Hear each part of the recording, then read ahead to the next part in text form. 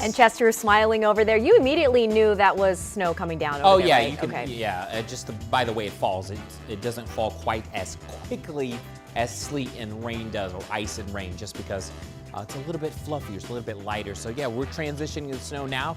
Radar is pretty much on it. Let me show you what's happening right now. Again, 4 to 8 inches expected here in the metro.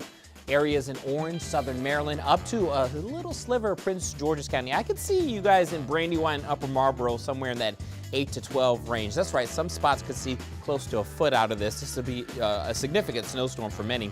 And you can see that snow changeover slowly making its way south as the colder air continues to dive in.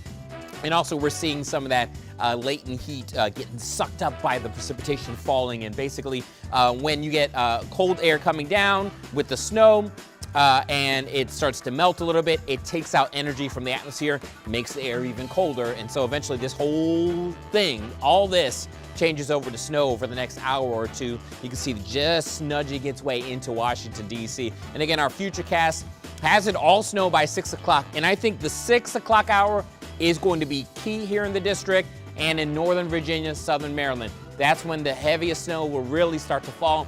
Temperatures will drop to freezing, and we're really going to see it accumulate quickly. 9 o'clock, a bunch of snow in the metro.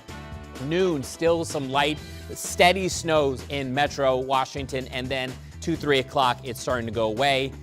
In fact, we were probably just left with snow showers or flurries at that point. And by later tonight, boy, it's going to be a cold one tonight. Lows down into the 20s and a few spots in the teens. This is a computer-generated forecast, and look how it puts down close to 10 inches across Prince George's, Charles County, down through Stafford County and over to Fredericksburg. We'll come back and talk more about this snow, of course, in a couple of minutes. Michelle, tracking the latest on the road.